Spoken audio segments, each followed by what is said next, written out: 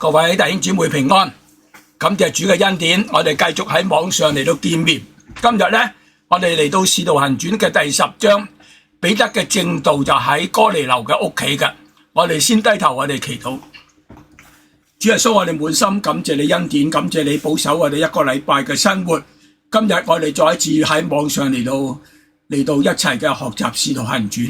我哋喺《使徒行傳》幾個課程裏邊，我哋深信真係神利用聖靈嚟到幫助我哋更加明白昔日使徒初期教會所經歷嘅一切神嘅帶領嚟到保守看顧，佢哋喺艱難當中嚟到將教會建立起嚟，亦都喺個別嘅群體當中，主啊，你行咗好多嘅神蹟奇事。今日我哋再次繼續睇到《使徒行傳》第10章，喺哥尼流信主嗰個經過，都係有聖靈嘅帶領嚟到引導。我哋將以下嘅時間恭敬交在主嘅手中。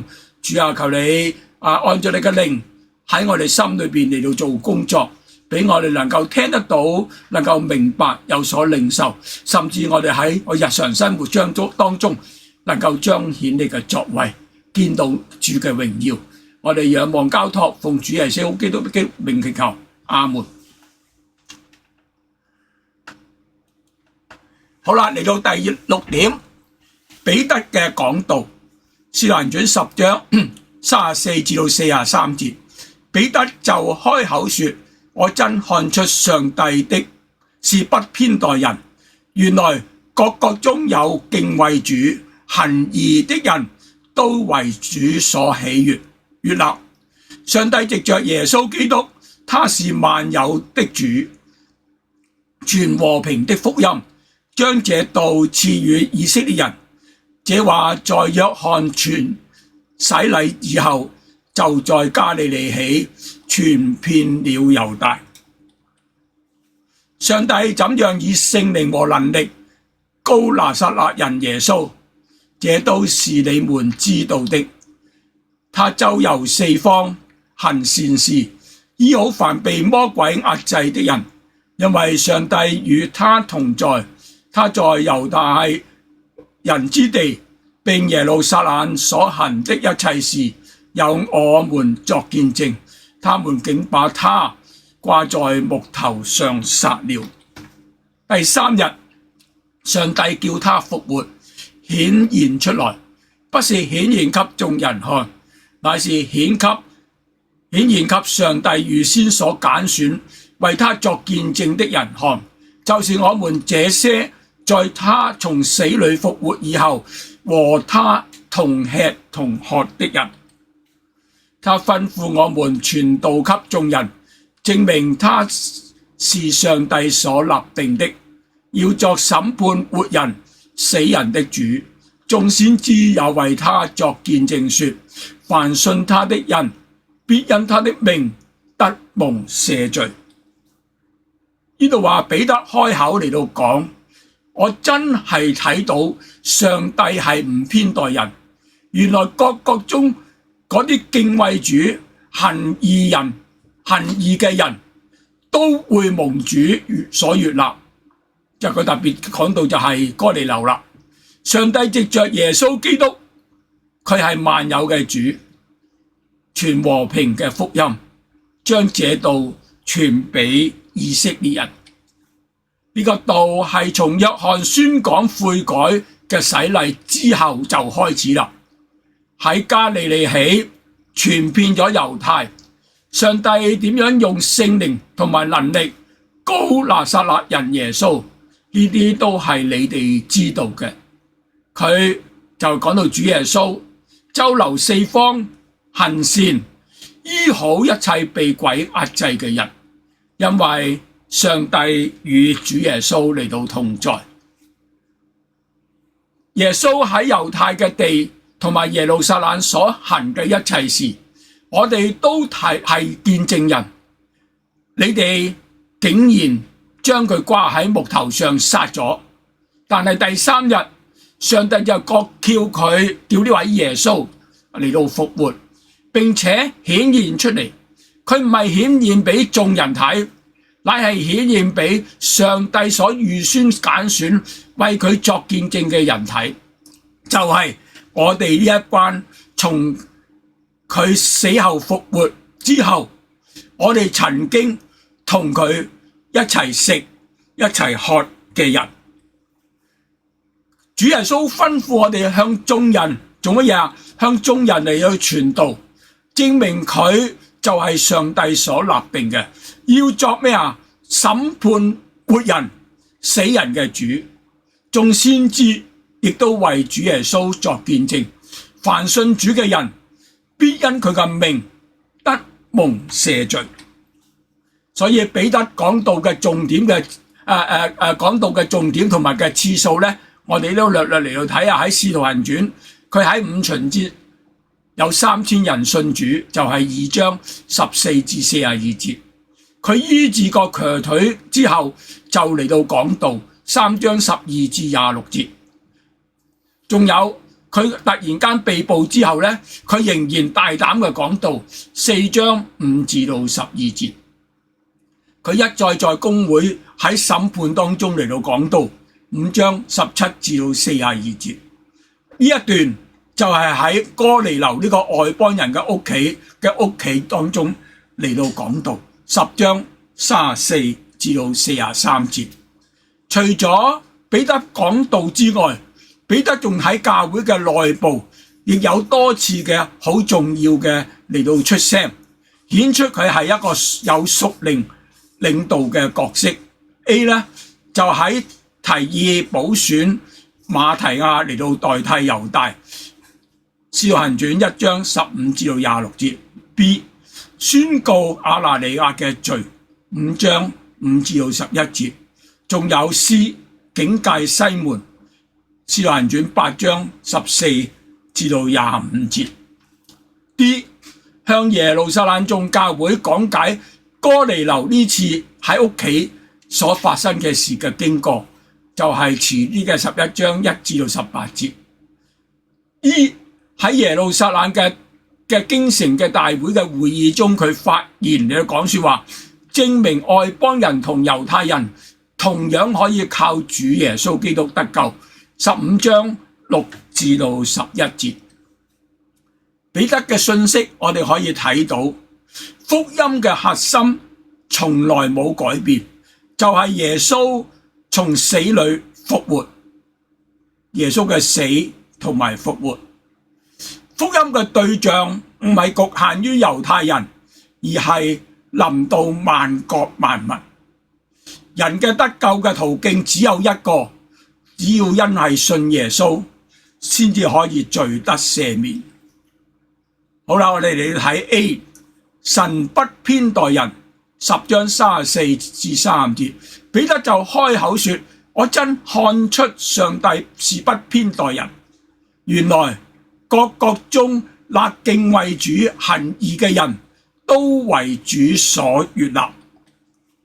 喺呢兩節嘅經文當中，對於一個時時被人提出嘅問題，提供咗某一個程度嘅答案，就係嗰啲在世上敬畏神卻未曾明確聽過福音嘅人，將來佢哋會點樣？喺呢段說話嘅重點就係在於上帝不偏待人。我哋深信神係全然公義嘅，佢絕對唔會使任何一個無辜嘅人進入永遠嘅刑罰。凡被定罪嘅嗰個人一定係心服口服嘅，因為我哋唔需要為過去所認為良善正直嘅人嘅結局嚟到心懷不平，因為聖潔嘅神一定會按公義嚟到審判，亦都按真實悅納嗰啲真正敬畏佢嘅人。但係我哋亦都唔可以忽略彼得呢句話嘅意思，唔係一個結論，乃係一個引言，為咗下文傳講耶穌基督救恩所鋪設嘅開端。彼得冇停留喺上帝係不偏待人呢一方面，而係繼續嘅指向基督嘅核心就係只有耶穌基督。試想哥尼流既然已經咁虔誠，佢係敬畏神嘅外邦人，佢又多行善事，周濟窮人。如果若單憑呢啲就可以得救，咁樣神點解要安排彼得同佢嚟到見面？又點解讓彼得特別嚟到佢屋企嚟到傳講福音？仲有喺眾人聽到嘅時候賜下聖靈，使在場嘅人親眼見證到外邦人亦都蒙神接納，最終佢哋係奉主嘅名嚟到受洗。由此我哋睇到哥尼流虔誠同埋禱告蒙神紀念嘅個結果，唔係直接得救，即係唔能夠直接得救，而係得着聽到福音嘅機會，並且因信咩啊？因信耶穌基督嘅名，個罪先至得到赦免，最終先至得救。因此我哋可以咁樣嚟到明白，神確實係唔偏待人，佢會按人所領受嘅光嚟到審判人。仲有佢亦都會親自引導嗰啲真心尋求神嘅人更進入完全嘅真理。但救恩嘅途徑始終只有一個，就係藉着耶穌基督係唯一嘅救法。至於嗰啲冇機會聽福音嘅人，我哋可以相信神必按佢公義與憐憫作最完全嘅判斷。而對於已經有機會聽福音嘅人，則更應當認真嘅回應，因為人必須乜嘢？一、信佢嘅名，接納耶穌為救主，唔係頭腦上嘅認識，乃係心裏相信，口裏承認，真實嘅將耶穌接到生命嘅當中。第二，悔改，因信得蒙赦免。43節，眾先知也為他作見證說，凡信他的人，必因他的名得蒙赦罪。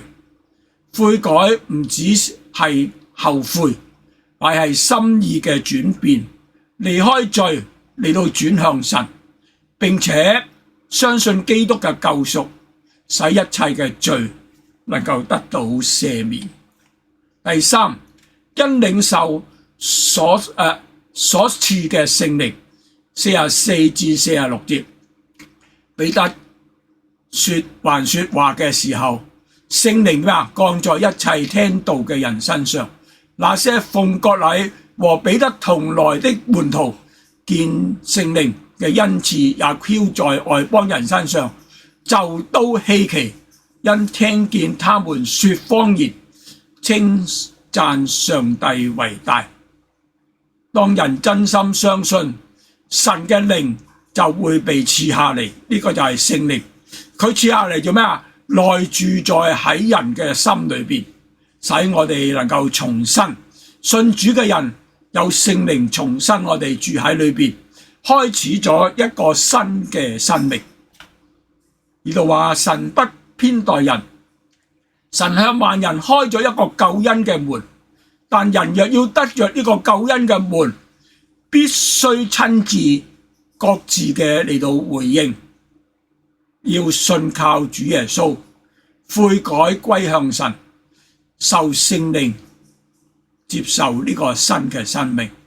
呢個唔單止係一個道理，而一個係一個需要我哋今日就要作出嘅決定。B， 福音就係神所膏立嘅救主。36至到43節，上帝藉着耶穌基督，他是萬有之主，傳和平的福音，將這道賜給以色列人。他話在約翰宣傳洗禮以後，從加利利起傳遍了猶大。上帝怎樣以聖靈和能力膏立拿撒勒人耶穌，這都是你們知道的。他周流四方，行善事，醫好凡被魔鬼壓制嘅人，因為上帝與他同在。他在猶太之地並耶路撒冷所行嘅一切事，有我們作見證。你們竟把他掛在木頭上殺了。第三日，上帝叫他復活，顯現出來，不是顯現給眾人看，乃是顯現給上帝預先所揀選為他作見證的人看，就是我們這些在他死裏復活以後和他同吃同喝嘅人。他吩咐我們傳道給眾人，證明他是上帝所立定的，要作審判活人死人的主。眾先知也為他作見證說，凡信他的人必因他的名得蒙赦罪。彼得喺呢段嘅信息嘅當中，清楚指出福音嘅核心，耶穌基督就係神所膏立嘅救主。整個福音嘅內容唔係道理，而係關乎一位真實嘅主。耶穌以能力嚟到證明佢嘅身份。彼得多次嘅見證，主耶穌在地上傳道嘅時候，神藉着神所賜嘅能力，顯出主嘅權柄同埋身份。佢行神蹟奇事，趕醫病趕鬼，證明佢係神嘅愛子基督。所以使徒行傳2章22節話：以色列人啊，請聽我嘅話，上帝藉着拿撒勒人耶穌在你們中間施行異能、奇事、神蹟，將他證明出來，這是你們自己知道的。第3章12至16節話：彼得看見，就對百姓說：以色列人啊，為什麼把這事當作稀奇呢？為什麼定睛看我們，以為我們憑自己的能力和虔誠使這人行走呢？亞伯拉罕、以撒、雅各嘅上帝，就是我們列祖嘅上帝，已經榮耀咗他的僕人耶穌。你們卻把他交付彼拉多，彼拉多定意要釋放他，你們竟在彼拉多面前棄絕了他。你們棄絕那聖潔公義者，反求釋放一個兇手給你們。你們殺了那生命嘅主，上帝就叫他從死裏復活了。我們都是為這事作見證。我們因信他的名，他的名便叫你們所看見、所認識的這人健壯了。正是他所賜的信心，叫這人在你們面前全然好了。第4章8至14節另一段就話：那時彼得被聖靈充滿，對他們說：治民的官府和長老啊，倘若今日因為這殘疾嘅人身上所行的善事，查問我們他是怎麼得了痊癒，你們眾人和以色列嘅百姓都當知道，站在你們面前這人得痊癒，是因為你們所釘十字架，上帝叫他從死裏復活的拿撒勒人耶穌基督嘅名。他是你們匠人所棄的石頭，已成了房角的頭塊石頭。除他以外，別無拯救，因為在天下人間沒有賜下別嘅名，我們可以靠他得救。他們見彼得、約翰的膽量，又看見他們原是沒有學問的小民，就稀奇，認出他們是跟過耶穌的。又看見那治好了的人和他們一同站着，就無話可駁。我哋仲有另一段嘅經文，我哋唔讀啦。使徒行傳9章32至43節，主耶穌唔係一個普通人，乃係帶着神嘅權能而嚟嗰位基督。第二，基督為罪嚟到受死，而且可以從死裏復活，並得一再直接嘅嚟到講，證明佢就係為人嘅罪受死而復活嘅救主，係神嘅兒子，而且應驗咗舊約聖經所預言嘅嗰位嘅彌賽亞。所以2章23至36節話，他既按着上帝嘅定旨先見被交與人，你們就藉着無法之人嘅手把他釘在十字架上殺了。上帝卻將死嘅痛苦解釋了，叫他復活，因為他原不能被死拘禁。大衛指着他說，我看見主常在我眼前，他在我右邊，叫我不至於動搖。所以我心歡喜，我的靈快樂，並且我的肉身要安居在指望中。因你必不將我的靈魂撇在陰間，也不叫你的聖者看見朽壞。你竟將生命嘅道指示我，必叫我因見你得着滿足的快樂。弟兄們，先祖嘅大衛嘅事，我可以明明地告訴你們，他死了，也埋葬了，並且他的墳墓直到今日還在我們這裏。大衛既是先知，又曉得上帝曾向他起誓，要從他的後裔中立一位坐在他的寶座上，就預先看明這事，講論基督復活說，他的靈魂不撇在陰間，他的肉身也不見朽壞。這耶穌，上帝已經叫他復活了，我們都為這事作見證。他既被上帝嘅右手高舉，又從父受了所應許的聖靈，就把你們所看見的、所聽見的澆灌下來。大衛並沒有升到天上，但自己說，主對我主說，你坐在我的右邊，等我使你的仇敵作你的腳凳。故此，以色列人全家確實地知道，你們釘在十字架的這位耶穌，上帝經立他為主，為基督了。3章12至15節話，彼得看見就對百姓說，以色列人啊，為什麼把這當作稀奇呢？為什麼定睛看我們，以為我們憑自己嘅能力和虔誠使這人行走呢？亞伯拉罕、以撒、雅各嘅上帝，就是我們列祖嘅上帝，已經榮耀咗他的僕人耶穌，你們卻把他交付彼拉多。彼拉多定意要釋放他，你們竟在彼拉多面前棄絕了他。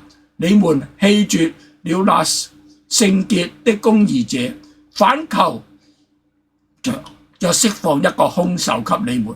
你們殺了那生命嘅主，上帝就叫他從死裏復活了。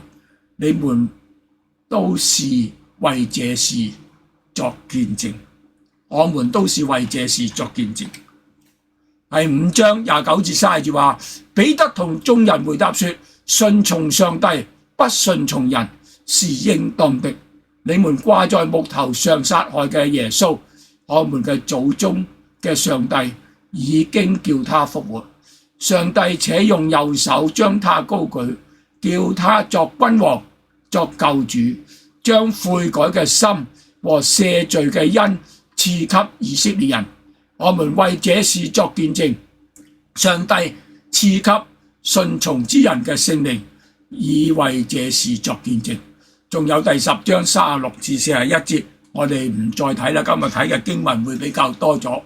好啦，咁樣我哋表明主耶穌嘅死係為咗擔當世人嘅罪，佢嘅復活係證明咗佢真係神嘅兒子。佢主耶穌完全應驗咗舊約對彌賽亞嘅預言，因此主耶穌就係唯一嘅救主。第三，耶穌係神所膏立嘅基督，證明佢就係神用聖靈同埋能力所膏立嘅受膏者，就係要嚟嘅基督。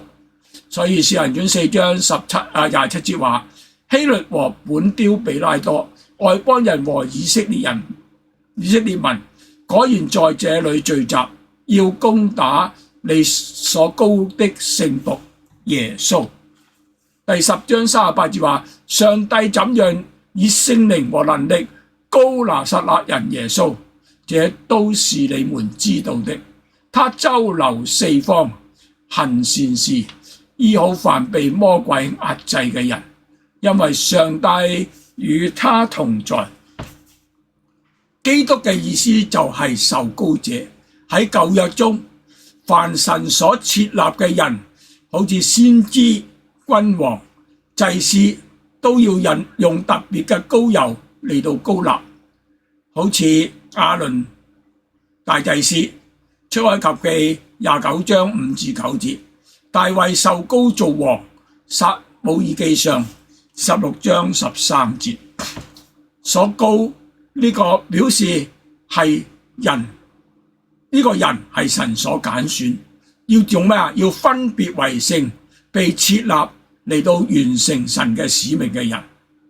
主耶穌所受嘅唔係人手調製嘅膏油，而係聖靈與能力嘅所膏。呢個顯明佢係從神而嚟，係被神親自差嚟嘅救主。第四，信徒同樣受聖靈嘅印證。今日一切真係重生得救嘅人，佢哋同樣領受聖靈嘅恩膏，作為屬靈嘅記號，即係當佢真心信主嗰陣時，聖靈就即刻入住喺佢嘅內心裏邊。哥林多後書1章21至22節，那在聖靈裏堅固我們和你們，並且膏我們的，就是神，他又用印了我們，並賜聖靈給我們心裏作憑據。咁樣表示一個真係信主嘅人呢，我哋就係屬神嘅人，我哋嘅得救係真實可靠嘅，唔係模糊嘅。仲有聖靈喺我哋裏邊作我哋生命嘅憑據同埋印證。福音嘅重心唔係一套嘅道理，而係一位被神膏立嘅救主耶穌基督。耶穌基督嚟到世上係行善施恩，佢為咗我哋嘅罪釘喺十字架上，佢從死裏復活，勝過死亡。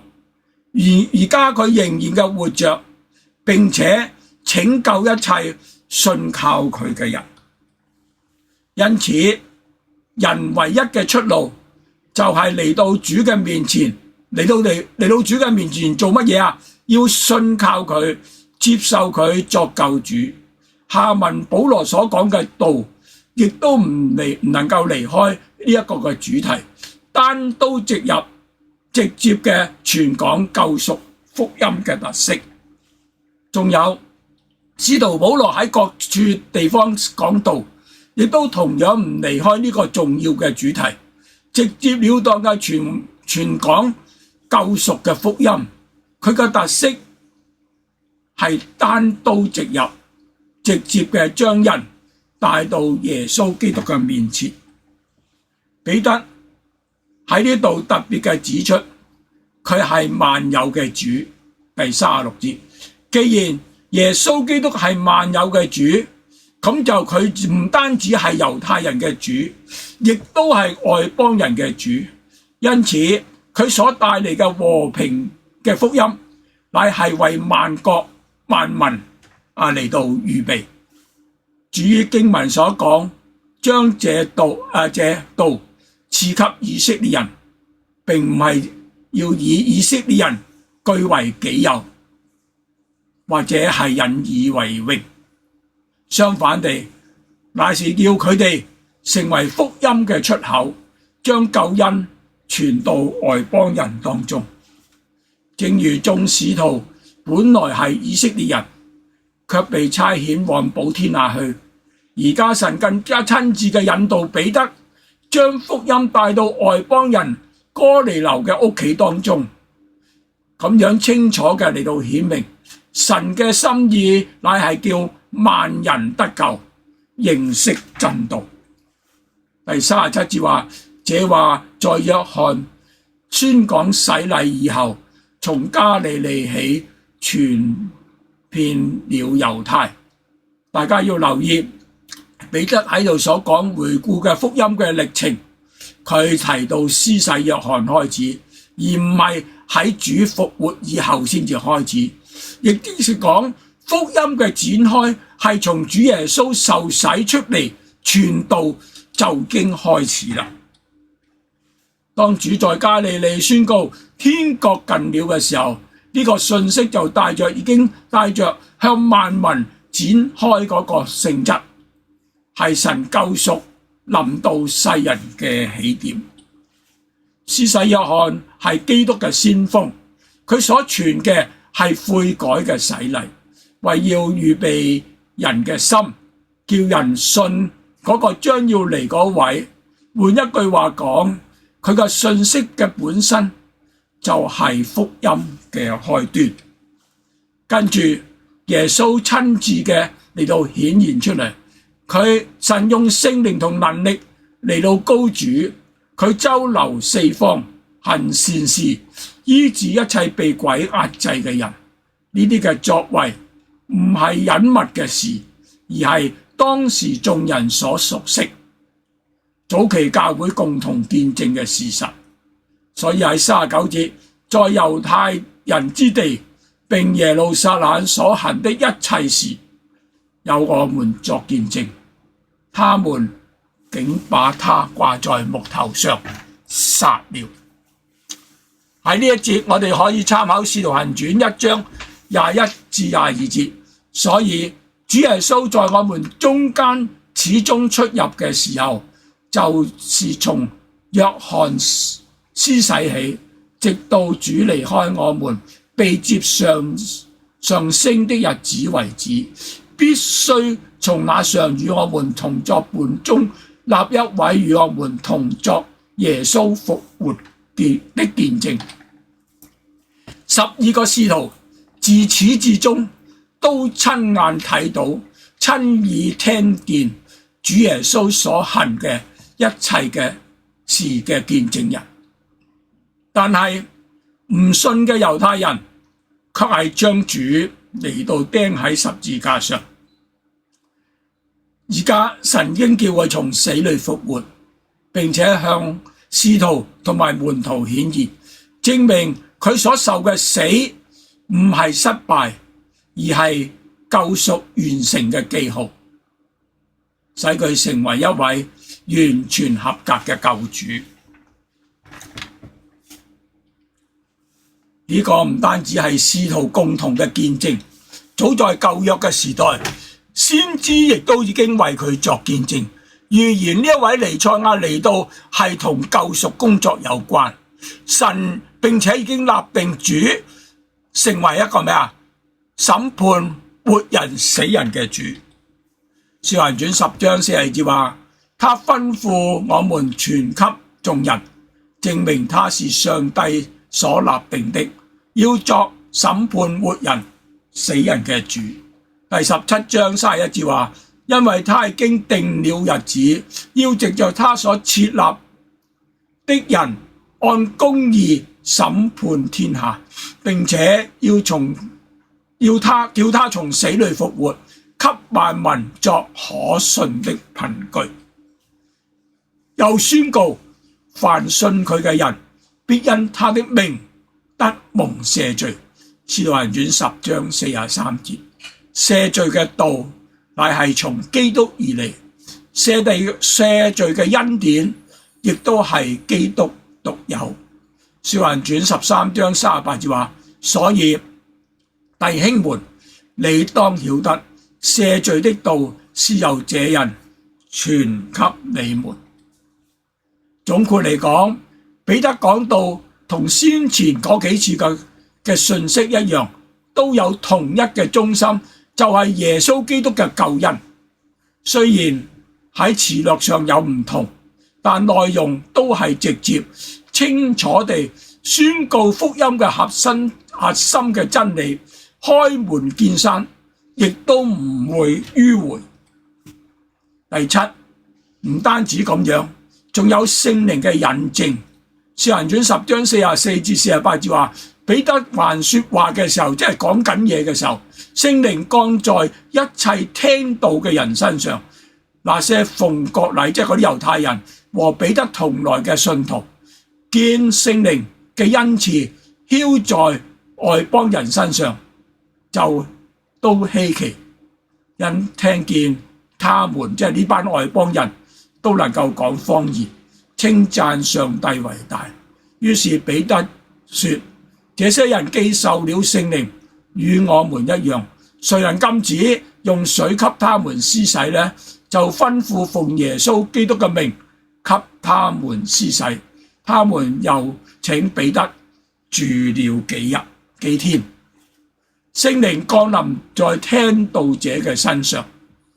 44節，彼得說話嘅時候，聖靈降在一切聽道嘅人身上。可見當時哥尼流一家嘅心早已被神嚟到預備。哥尼流既已蒙天使嘅指示，又已經差人嚟到邀請彼得嚟，佢哋對神嘅話語顯然已有開放同埋期待嘅心。因此當彼得一開口宣講基督救恩，佢哋就用信心嚟到領受，聖靈隨即降臨喺佢身上。呢度就顯明聖靈嘅工作係隨住福音嚟到臨到一切真心接受嘅人。B. 方言嘅見證，45節，嗰啲奉割禮和彼得同來嘅信徒見到聖靈嘅恩賜也都澆灌在外邦人身上，就都稀奇。聖靈好似顯明，點樣顯明佢嘅降臨？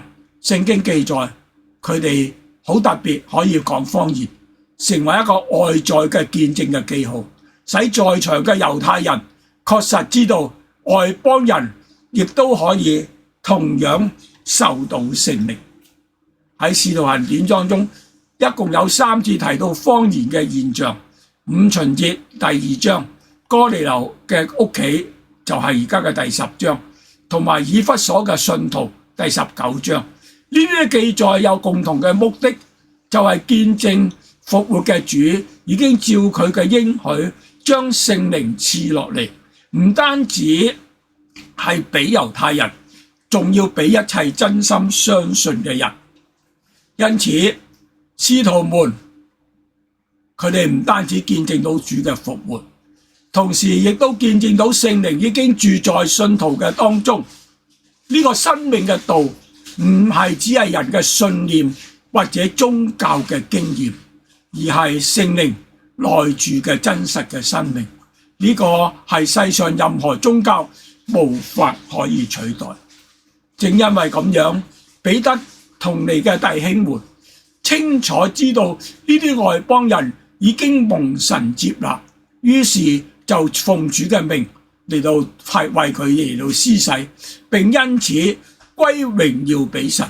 同時以弗所書亦都清楚嘅嚟到講明，以弗所書1章13至14節話：你們既聽見真理嘅道，就是那叫你們得救的福音，也信了基督。既然信他，就受了所應許聖靈的印記。這聖靈是我們得基業嘅憑據，直等到上帝嘅民被贖，使他的榮耀得着稱讚。所以呢啲嘅印記係無法子憑外貌或者係假冒嘅。聖靈就係信徒得救嘅印記嘅保障，顯在我哋心裏邊，證明我哋係屬於神。所以一個真係信主嘅人，你唔需要懷疑，因為你已經有聖靈嘅印記，聖靈嘅內住。仲有奉佢嘅名受洗，46節話，因聽見他的說方言，稱讚上帝為大，就奉耶穌基督嘅名施洗，與主所說奉父子聖靈嘅名施洗。馬太福音28章19節冇矛盾，而係同一真理，係唔同嘅表達。聖經並冇將三位一體嘅真神刻意分割為三個唔同層次嘅對象。正如我哋要讚美一個人，就係整個人嘅讚美，而唔係只係讚美佢嘅某一部分。同樣，當經文提到父子聖靈，都係指向同一位嘅真神，不同嘅位格。因此唔需要過度咬文嚼字，刻意割裂經文嘅整體嘅意思，以免增加信徒嘅混淆，反而咧失去咗聖經原本嘅傳達清楚嘅真理。而一段嘅經文又俾我哋睇到，福音一傳開，聖靈就臨到相信嘅人。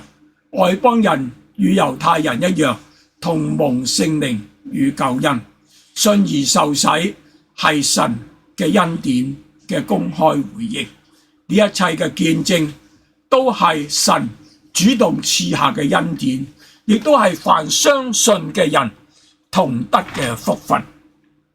好啦，我哋咧就講完咗呢一段嘅信息，我相信大家都會明白啦。